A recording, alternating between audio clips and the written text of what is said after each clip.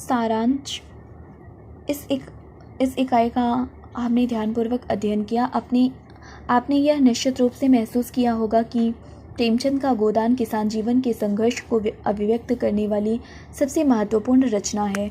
यह प्रेमचंद की आकस्मिक रचना नहीं है, वरन उनके जीवन भर के सृजनात्मक प्रयासों का निष्कर्ष है। होरी जैसे अल्प भूधारक किसान का जीवन भर सामंती व्यवस्था के विरुद्ध संघर्ष भारतीय किसान की त्रासदी को हमारे समक्ष स्पष्ट कर देता है। अपनी जान और कुल मर्यादा से भी प्यारी जमीन को बचाने के प्रयासों में अपना सब कुछ खोकर वह मजदूर हो जाने पर विवश हो जाता है। जमींदार, साहूकार, अफसर, पटवारी और पुरोहित जैसे अनेक शोषक शक्तियाँ एक किसान को भूमि से वंचित कर मजदूरी की ओर ढकेलने में सहायक हो जाती हैं। शोषक जहाँ जमींदार ही है जो पहले सामंतवाद को पोषित कर रहा था, अब पूंजीवादी व्यवस्था का नियामक होता चला जा रहा है। वास्तव में गोदान एक ऐसे कालखंड की कथा है जिसमें सामंती समाज के अंग किसान और जमींदार दोनों ही मिट रहे हैं और पूंजीवादी समाज के मजदूर तथा उद्योगपति उनकी जगह ले रहे हैं। प्रेमचंद ने जबरदस्ती 8 मई 1933 नामक लेख में भारतीय किसान की दयनीय स्थिति के बारे में लिखा है। भारतीय किसान की इस समय जैसी दयनीय दशा है उसे कोई शब्दों में अंकित नहीं कर सकता। उनकी दुर्दशा को वे स्वयं जानते हैं या उनका भगवान जानता है। जमींदार को समय पर मालगुजारी चाहिए, सरकार को समय पर लगान चाहिए, किसान को खाने के लिए 2 मुट्ठी अन्न चाहिए, पहनने के लिए एक चीथड़ चाहिए सब कुछ।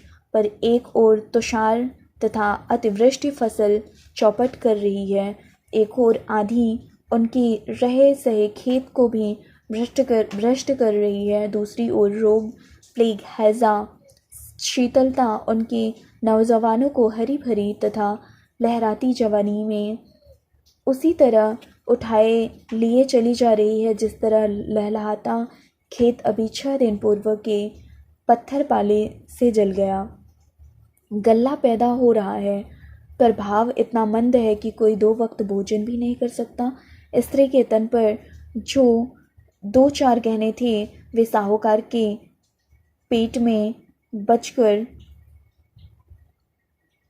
सरकार की मालगुजारी के पेट में चले गए। नन्हे बच्चे जो चीथड़े ओढ़कर जाड़ा काटते थे, वही अब उनका पिता पहनकर अपने तन की लाज ढक रहा है। माता के पास केवल इतना ही वस्त्र है जितने से वह घूंघट काट सके। धोती चाहे घुटने तक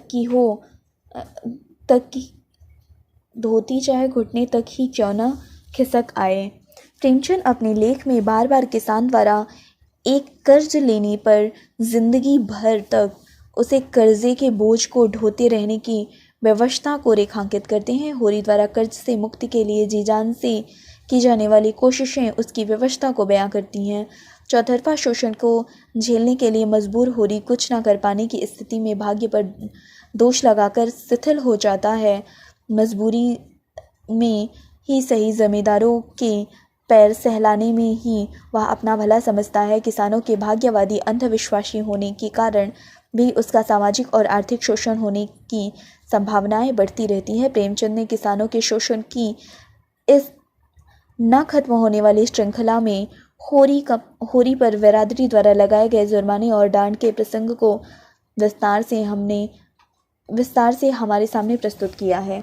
जाति प्रधान समाज व्यवस्था की निष्ठुर अमानवीयता ने होरी पर लगाए गए जुर्माने और डांड को चुकाने के लिए होरी खुद ही अनाज के टोकरे भर भर कर पंचायत में पहुंचा आता है। वह बिरादरी द्वारा बहिष्कृत किए जाने के डर से विवश होकर यह सब करता है। उसका शोषण करने वालों के समक्ष समर्पण अपने बचाव का ही प्रयास है। समर्पण और समझौता किसान की त्रासदी के 2 महत्वपूर्ण सत्य हैं। प्रेमचंद होरी के माध्यम से भारतीय किसान के चौतरफा शोषण के कारण हुई उसकी दयनीय स्थिति को उजागर करते हैं।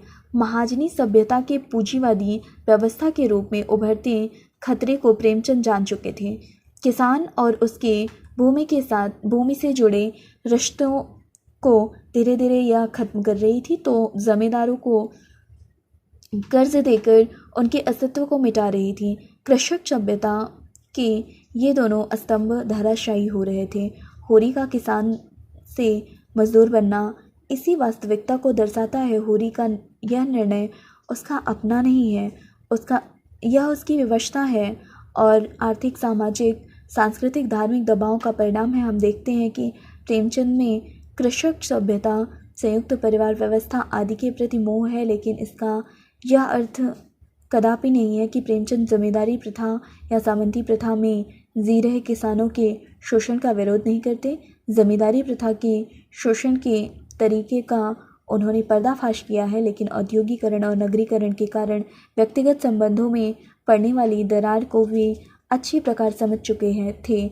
होरी और गोबर के बीच में समाप्त होते नेह और गोबर का केवल अपने बारे में सोचना इसी का संकेत है। गोबर अपनी कमाई का एक पैसा भी घर नहीं भेजता। उसे यह व्यवहार युक्ति संगत भी लगता है। वे लोग तो रुपए पाते ही आकाश में उड़ने लगेंगे। दादा को तुरंत गाय खरीदने और अम्मा को गहने बनवाने की धुन सवार हो जाएगी। होरी और धनिया की बेहतर जीवन की जो आशाएं गोबर के साथ जुड़ी थी, वह सब गोबर के स्वार्थपूर्ण व्यवहार से चूर चूर हो जाती हैं। प्रेमचंद इन बदलते संबंधों के प्रति चिंतित थे और महाजनी सभ्यता को इसके लिए जिम्मेदार मानते थे, जिसे कि अपनी मौरशी की 5 बीघा जमीन को जी जान से बचाने की कोशिश करते होरी धनिया के माध्यम से हमारे सामने अस्पष्ट कर देते हैं। जमींदार प्रथा की चरमराती अवस्था में जैसे तैसे कर्ज के सहारे जीवित थी। महाजनों बैंकरों की चिरौरी करके अपनी झूठी शान बचाने के लिए और सरकारी अधिकारियों की आवभगत के लिए रुपए उधार लेकर किसी तरह अंतिम सांस ले रही थी। आपने इस इकाई के अध्ययन के दौरान यह महसूस किया होगा कि होरी की गाय की लालसा और उसे पाने और खोने की घटनाओं का महत्व केवल होरी के जीवन की त्रासदी की ही अभिव्यक्ति नहीं है, बल्कि उसी के सामाजिक, आर्थिक और सांस्कृतिक स्थिति की वास्तविकता को उजागर करने की यथार्थवादी दृष्टि भी है। गोदान काल के प्रेमचंद को यह विश्वास होने लगा कि 20वीं सदी समाजवाद की सदी होगी, जिसमें अमीर गरीब के बीच की गहरी खाई को कम किया जाएगा। प्रेमचंद समझने लगे थे कि तमाम विरोधों के बावजूद समाज को रोकना आसान नहीं होगा और यह आकर ही रहेगा। निकट भविष्य में आजकल का पूंजीवाद जमीन पर पड़ा होगा और उसकी लाश पर समाजवाद की धारा बह रही होगी। प्रेमचंद बहुत हद तक नेहरू जी के भारत में समाजवादी व्यवस्था ही असमानता और शोषण को खत्म कर सकती है, इस विचार से सहमति दर्शाते हैं।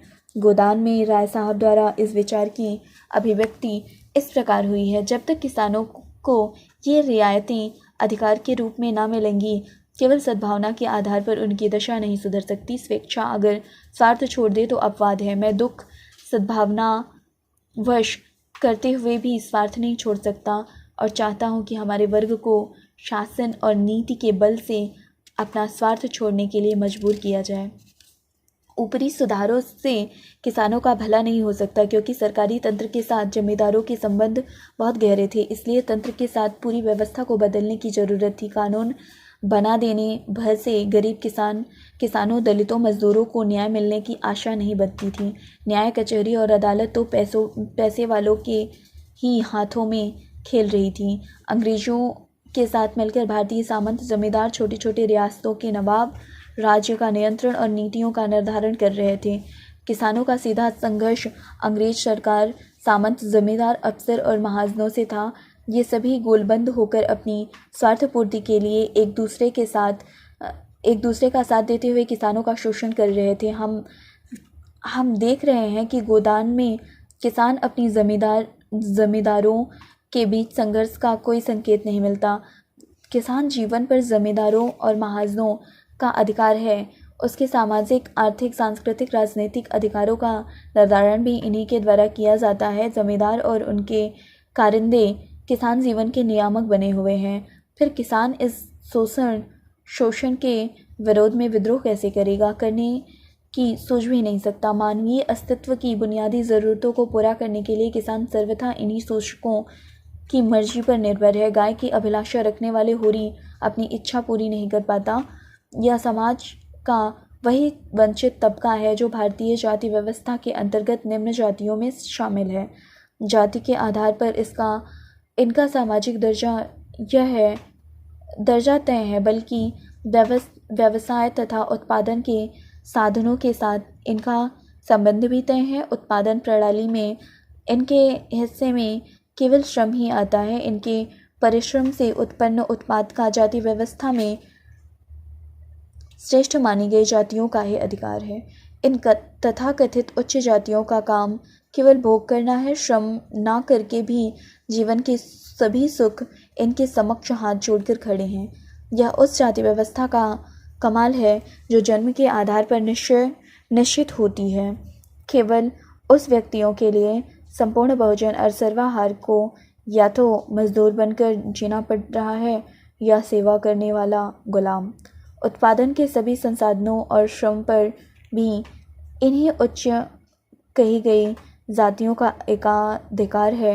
इस एकाधिकार को बनाए रखने के लिए समय समय पर ये दमनकारी तरीके अपनाते रहते हैं, जिससे किसान और मज़दूरों पर इनका दबाव बना रहे।